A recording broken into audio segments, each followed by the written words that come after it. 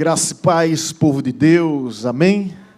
De antemão, permita-me externar a imensa satisfação de estar nessa casa maravilhosa. Oh, povo amável, fácil de amar, difícil de esquecer. Uma igreja viva, vibrante, uma igreja relevante, extremamente influente. Desde já, meu agradecimento à confiança da pastora Thaisa Falcão por nos conceder essa oportunidade de estar convosco. Permita-me também apresentar a minha família, minha esposa, nutricionista como profissão e pastora por vocação, a Sara Cristina, minha menininha, Sara Cristina, meu garotão, Sidney Gabriel. Somos da Bahia. Quem conhece a Bahia aqui? Eita, povo abençoado. Quem é do Nordeste aqui? Oh, gostei. A Bahia, para quem não sabe, a Bahia é o útero do Brasil, tá? Modesta parte. Dizem que baiano não nasce, né? Tem esse ditado, baiano estreia. Eu sou da cidade de Paulo Afonso, norte da Bahia. Já ouviu falar dessa cidade? Coisa boa. Não há um lugar que Deus não tenha me levado ao longo de 20 anos de ministério que as pessoas não conheçam Paulo Afonso. Lugar das usinas hidroelétricas, onde aconteceu o desenvolvimento do Nordeste. Foi lá, em Paulo Afonso. Cidade linda. Quem não conhece? Bom, eis aqui o convite para que você possa conhecer. E, indo lá, não esqueça de visitar a Igreja Batista Evangelizadora, da qual somos pastores desde o ano de 2026. Naquela época... ainda bem que tem a esposa para corrigir, né, gente? 2006... Naquela época eu só tinha 23 anos. Fui consagrado e ordenado o pastor mais jovem de todo o estado da Bahia. De lá para cá muitas coisas mudaram, né? Mas estamos firmes no Senhor. Amém, queridos? Bem, quero convidar os irmãos a abrir a Bíblia no Evangelho de João, capítulo 13. Eu sei que vocês estão em uma série tremenda de mensagens, que é como Deus planejou. E eu sinto a direção de Deus para dar continuidade a essa série. Evangelho de João, capítulo 13. Aquele que encontrou, diga amém. Aquele que não encontrou, diga misericórdia. Teremos misericórdia. Evangelho de João, capítulo 13, versículo 34 e 35.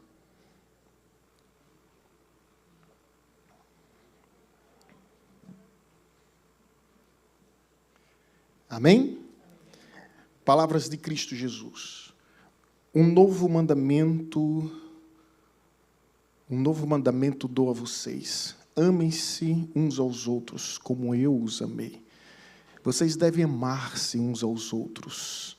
Com isso, todos saberão que vocês são os meus discípulos, se vocês se amarem uns aos outros. Curve a sua cabeça.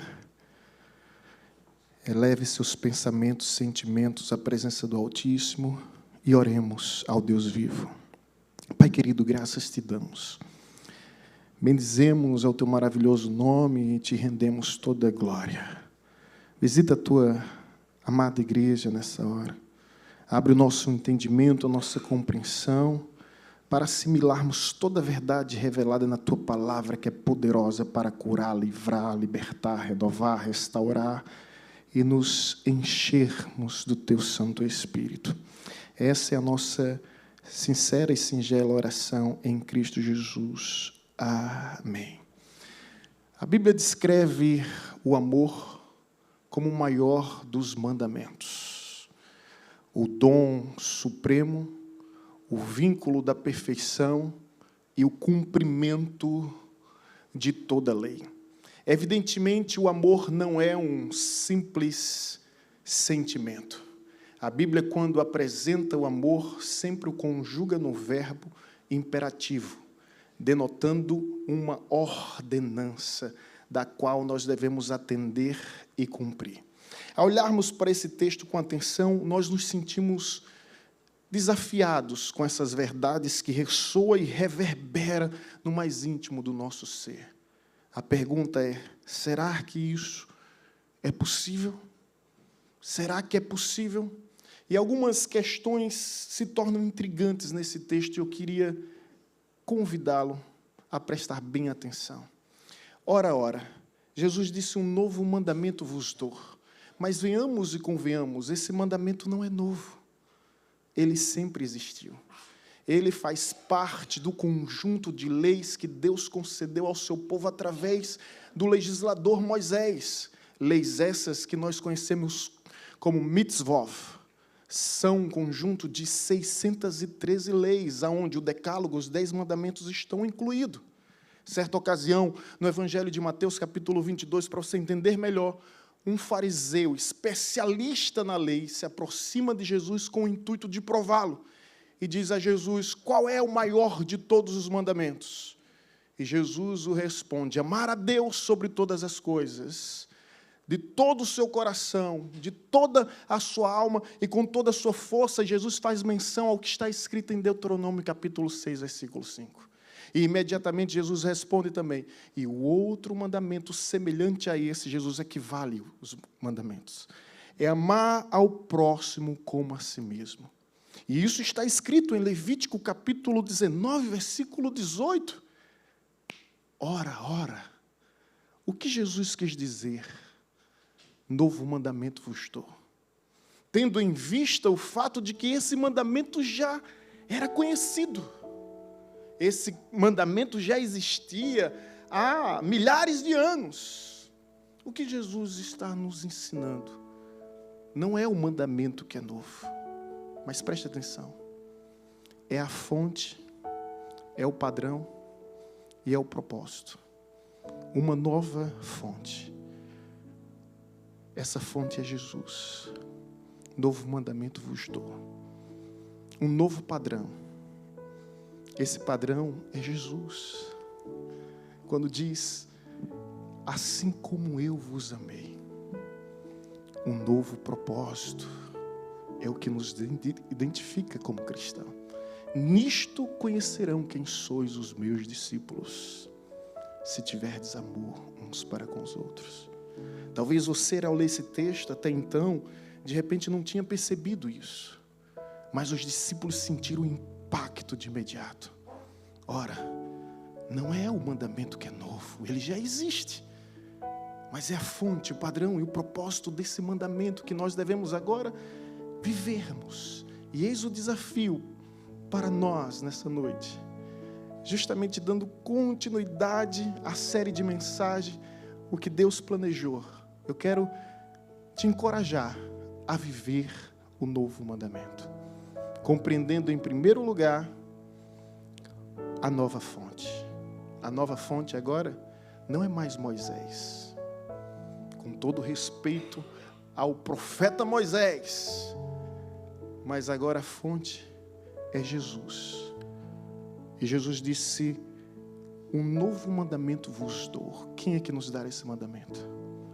Não veio de Deus por intermédio de Moisés, mas veio de Deus agora por intermédio de Cristo, o seu Filho unigênito. Um novo mandamento vos dou. Nas 613 cláusulas, códigos, instruções existentes, havia uma lei chamada olho por olho, dente por dente. Quem já ouviu falar? Essa lei, ela faz até menção ao Código de Hammurabi. Antecede até os dias de Moisés. Certa ocasião, Mahatma Gandhi, o pacifista indiano, disse acerca dessa lei: se fôssemos agir assim, olho por olho, dente por dente, as pessoas todas seriam cegas e desdentadas, ou seja, banguelas. Se formos agir sangue por sangue, não haverá sobrevivente em nosso meio. Mas quando Jesus disse: um novo mandamento vos dou, é que essa lei agora não consiste mais em homens. O homem não é mais um mediador, um intermediário dessa lei, entende? É o próprio Cristo. E nós recebemos dele essa lei. E é possível vivermos sim esse mandamento. Por quê? Porque a Bíblia vai nos dizer que nós o amamos porque Ele nos amou primeiro. Somos capazes de amar, agora sim somos capazes de amar, porque aprendemos com o amor, em sua essência, em sua plenitude, em toda a sua natureza. Aprendemos com Cristo. Então, nós o amamos, não somente essa interpretação deve ser feita no sentido vertical, nós amamos a Deus porque Ele nos amou primeiro, mas no sentido horizontal, interpessoal. Nós amamos uns aos outros porque Ele nos amou primeiro. Amém? Então Cristo é a fonte desse amor. Somos capazes de amar em espírito, em verdade, sem distinção, sem falsidade, sem fingimento. Sim, somos capazes de viver o verdadeiro amor quando reconhecemos que Cristo é a fonte. Cristo é a fonte. Não é mais o homem, mas agora Cristo é a fonte. Quantos estão entendendo? Posso ouvir um amém? Está disposto a viver esse amor? Entendendo Cristo como a fonte. Está faltando amor? Busca na fonte. Ela vai te renovar no amor que jamais acaba. No amor que tudo crê, que tudo espera, que tudo suporta, que tudo sofre. Um amor que jamais acaba. Cristo é a fonte. Às vezes nos conflitos de relacionamentos entre pais e filhos, filhos e pais, entre cônjuges, é possível que esse amor venha se esfriar. E como reavivar esse amor? Quando reconhecemos que Cristo é a fonte. Quando Cristo é a fonte, irmãos, não tem desculpa para não amarmos. Principalmente quando compreendemos que o amor é a única dívida que temos um para com o outro. E até Jesus voltar, nunca vamos conseguir pagar. Romanos 13:8. A ninguém deveis coisa alguma, exceto o amor com que vos amei. E eu venho aqui pagar a dívida que tenho com os irmãos. E espero que a recíproca seja verdadeira. É o que nós temos como honrar através do amor uns aos outros. Conta-se uma história até interessante. Conflitos de casais. O casal procurou o pastor e o homem estava revoltado. Disse: pastor, casei, mas eu não amo mais. E o pastor: como assim? A Bíblia nos diz que devemos amar as nossas esposas como Cristo amou a igreja e por ela se entregou. É, pastor, mas ela já não é mais a minha esposa, há muito tempo não temos vida conjugal, a gente apenas vive junto, é como se fosse uma semelhante, uma próxima. Aí o pastor: ok, mas a Bíblia diz que devemos amar o próximo e o semelhante, como amamos a nós mesmos. Ah, pastor, não é mais minha esposa, não é mais meu próximo, nem meu semelhante, aí está mais para inimigo, adversário. Não, pastor, não tem condições. Aí o pastor: ok. A Bíblia manda amar até os inimigos. Moral da história: não tem desculpas, pretextos, álibis, subterfúgio para aquele que só nega o amor. Somos devedores uns dos outros. E por isso Jesus disse: novo mandamento vos dou, sou eu que vos dou.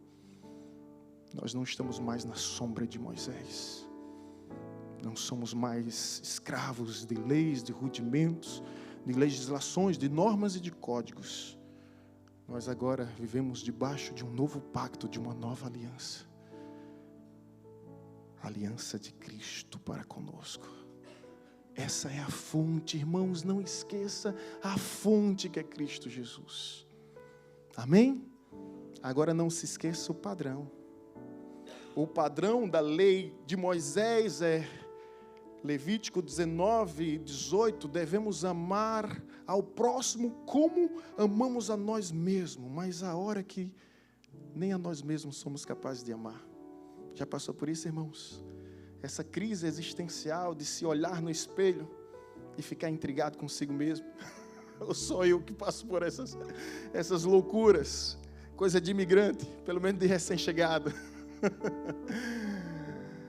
Agora o padrão é diferente. Não é amar o próximo como você ama a si mesmo. Agora o padrão é outro. Ame o próximo como eu vos amei. Amor sem limites. No grego existem 5 tipos de amor. O ágape, o storge, o philos, o pragma e o eros. Thank you so much. Quem foi? Obrigado. Isso. Eros, o amor que sentimos, amor que os gregos definiam dos relacionamentos, do homem com a mulher. Philos, de filiação. Pragma, de algo que nós temos em comum, um amor pragmático.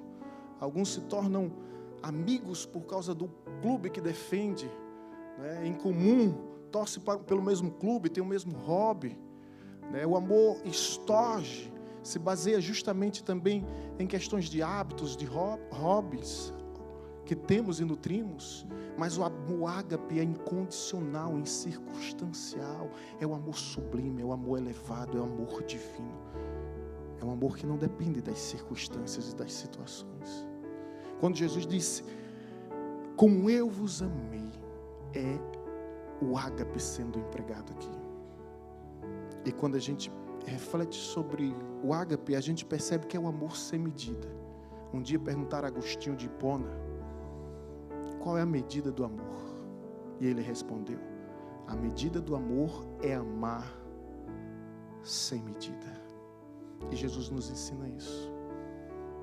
A propósito, nesse mesmo capítulo, no versículo 1, você pode ler comigo?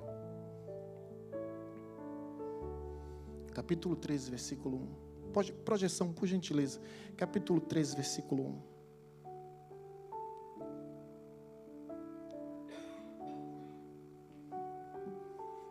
Um pouco antes da festa da Páscoa, sabendo Jesus que havia chegado o tempo em que deixaria este mundo. Perceba que é uma carta de despedida.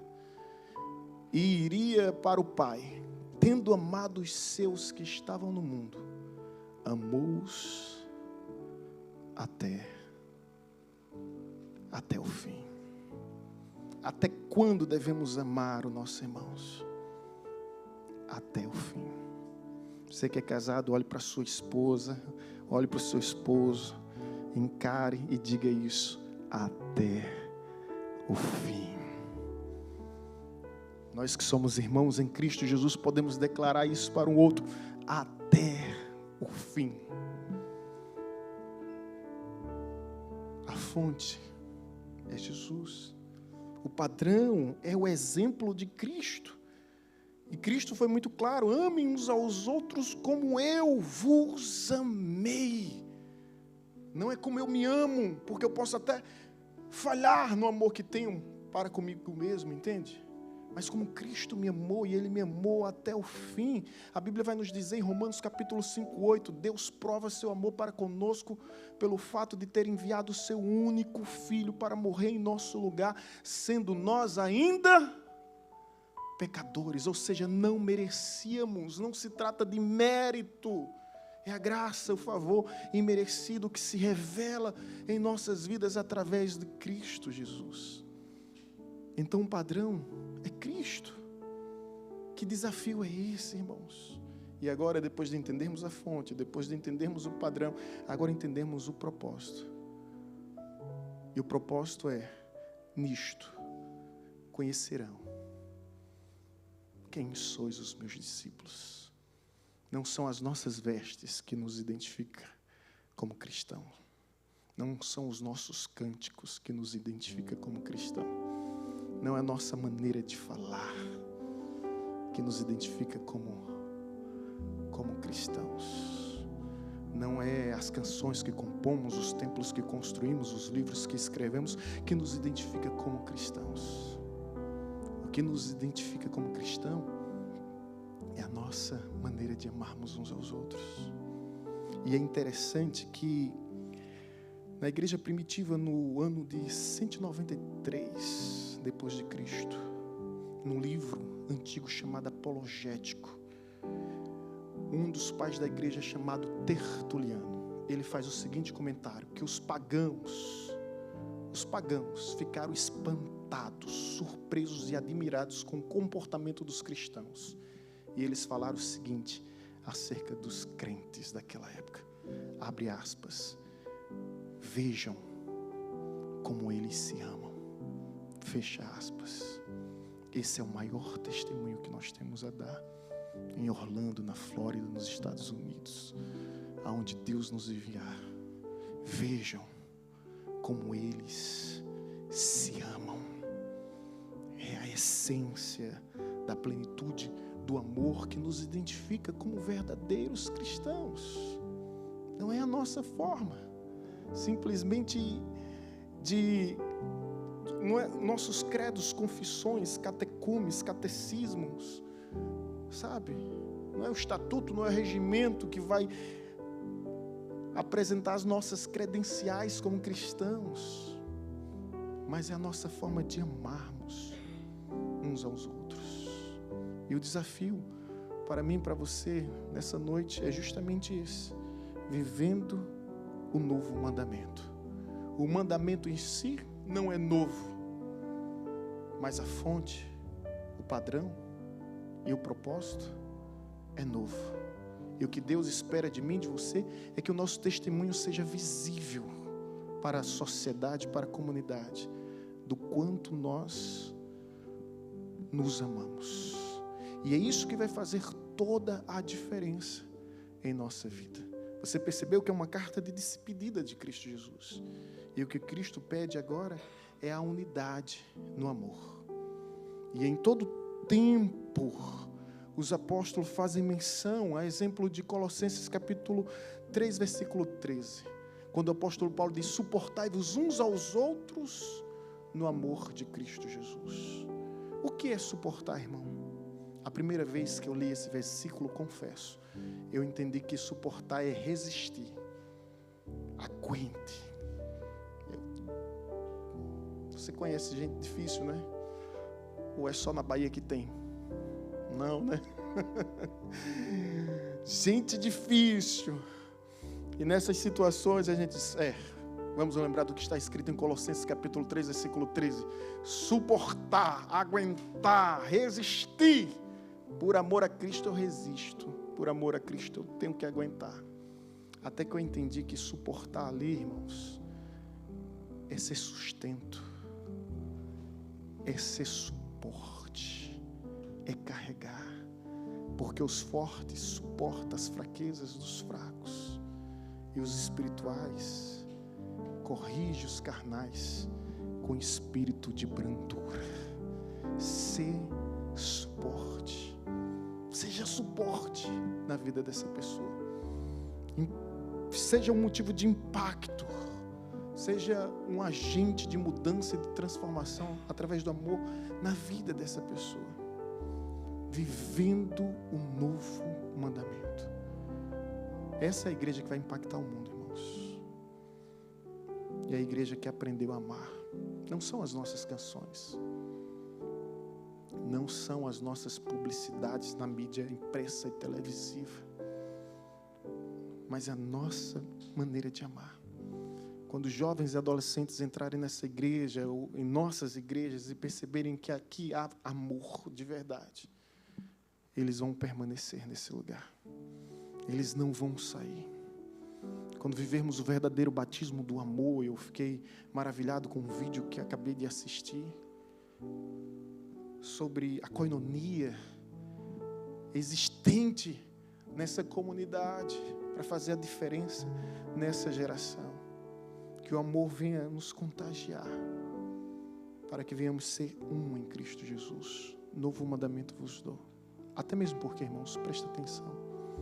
Um dia os discípulos procuraram Jesus e disseram, mestre, quais são os sinais que antecedem a tua volta? Mateus capítulo 24. Jesus começa a apresentar os sinais. Quando chega no versículo 12, Jesus disse, por se multiplicar a iniquidade do mundo, o amor de muitos se esfriará. Agora pense comigo. E quando na história o amor do mundo foi vivo, foi quente, foi efervescente? Nunca. No mundo sempre houve tragédias, desgraças, calamidades, crueldades, pessoas execráveis, como Calígula, como Epifânio, como Hitler, como Stanley, como os bárbaros romanos, egípcios, os nínivitas, povos cruéis, os nórdicos, os vinques. Basta estudar um pouco de história e você vai ver que essas pessoas eram bárbaras e cruéis. Então o que Jesus quis dizer, quando se multiplicar a iniquidade do mundo, o amor de muitos se esfriará, não é de muitos que estão do lado de fora, irmão. É de muitos que estão do lado de dentro. Jesus está se referindo à igreja. Haverá um tempo em que o amor vai entrar em extinção, que mesmo dentro da igreja nós não vamos encontrar com facilidade o amor. E eu receio, a exemplo de alguns testemunhos que eu tenho visto por aí, que esse tempo já chegou. Esse tempo já chegou. Não aqui, não na Zion Church, não na Batista Evangelizadora, não em nossas igrejas, mas por se multiplicar a iniquidade do mundo, o amor de muitos se esfriará. Não deixe a chama que Deus acendeu no seu coração se extinguir por causa da iniquidade que há no mundo. Não deixe a chama do Espírito se apagar por causa da iniquidade que há no mundo. Alimente esse amor. E você me pergunta, mas pastor, como é possível alimentar? O apóstolo Paulo se depara com uma igreja se degladiando por cargos, títulos, dons e ministério. Qual é o mais importante? Qual é mais especial? E Paulo começa a escrever a partir do capítulo 13 de 1 Coríntios. Passo a vos mostrar um caminho sobre modo excelente. Ainda que eu fale a língua dos anjos e dos homens, se eu não tiver amor, eu nada serei. Ainda que eu tenha dom de profetizar, se eu não tiver amor, serei como o sino que tine, como o símbolo que retine. Ainda que eu distribua os meus bens entre os pobres, entregue o meu corpo, meu próprio corpo a ser queimado, sem amor, isso nada me adiantará. Ainda que eu conheça todos os mistérios, se eu não tiver amor, isso nada me acrescentará. O amor não se ufana, não se ensoberbece, não se conduz inconvenientemente, não se exaspera do mal, não se regozija com a injustiça, mas se alegra-se com a verdade. O amor tudo crê, tudo suporta, tudo espera, tudo sofre. O amor jamais acaba. Jamais acaba.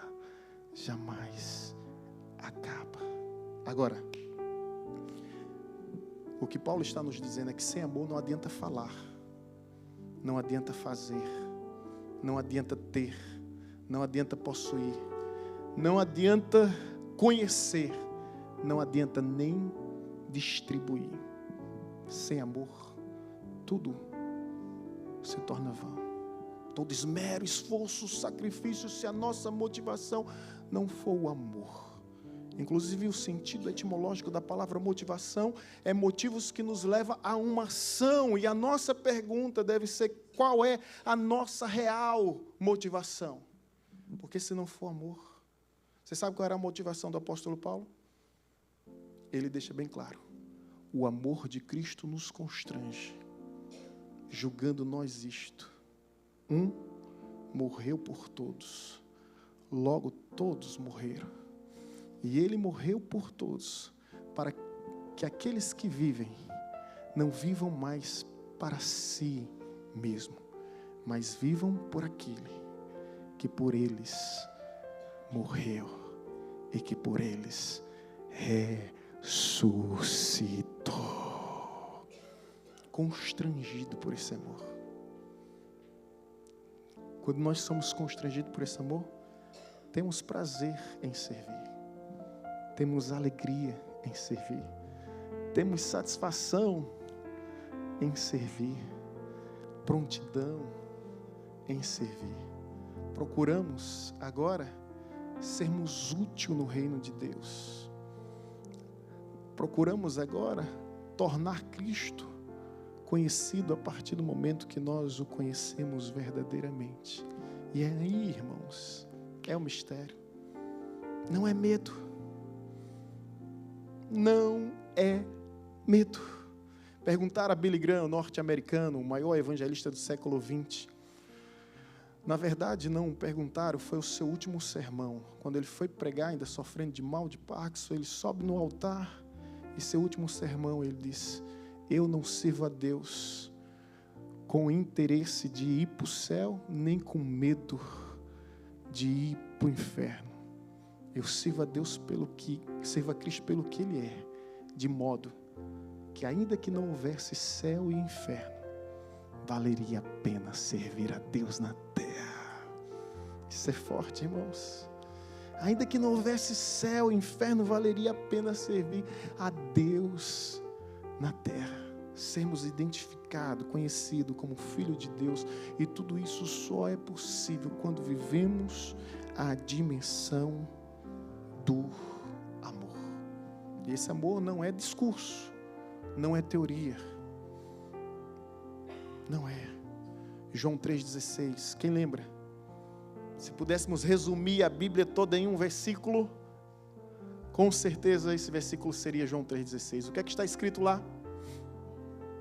Deus amou o mundo de tal maneira que deu seu Filho unigênito, para que todo aquele que nele crer não pereça, mas tenha a vida eterna.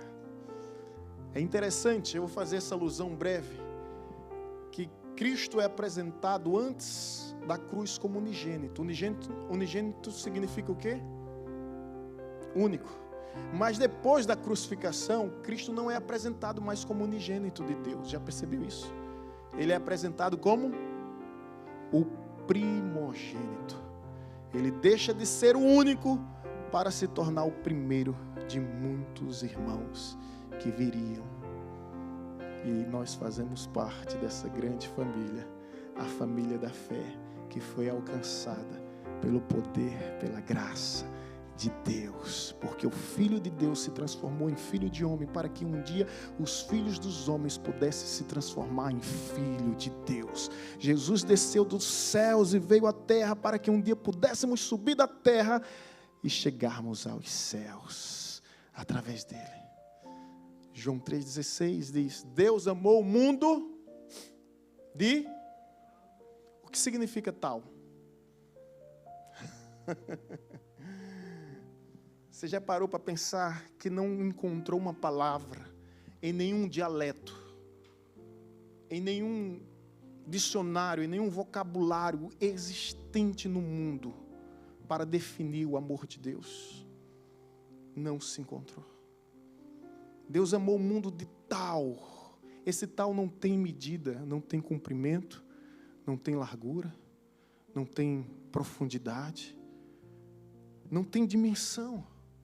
Um poeta já disse: ainda que todos os homens fossem pintor, que todo o céu fosse papel, que todos os mares, rios, fosse tinta, e que todas as árvores fossem pincel, nem mesmo assim seríamos capazes de descrevermos a grandeza, a maravilha e a beleza do amor de Deus.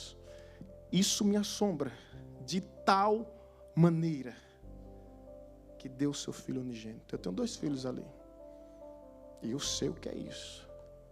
Como nordestino do sertão da Bahia, eu sei o que é isso.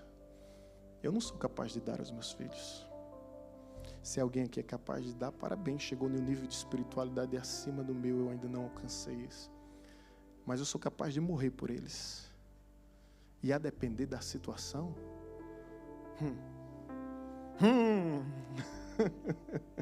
sou capaz até de matar por eles. E falo isso como um pai. Pastor, o senhor não tem vergonha de falar isso? Não, e nem me escandalizo. E perdoo quem se escandaliza. Mas é isso que me faz prostrar diante de Deus. e saber que Ele foi capaz de fazer o que eu jamais seria capaz de fazer. O que nós, humanamente falando, seríamos incapazes de fazer. Deus amou o mundo de uma maneira assombrosa, espantosa, que deu seu Filho unigênito. E agora esse Filho nos apresenta um caminho, sendo Ele esse caminho. Você não precisa mais olhar agora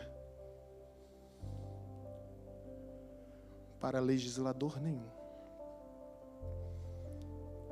Basta só olhar para Cristo. Um novo mandamento vos dou.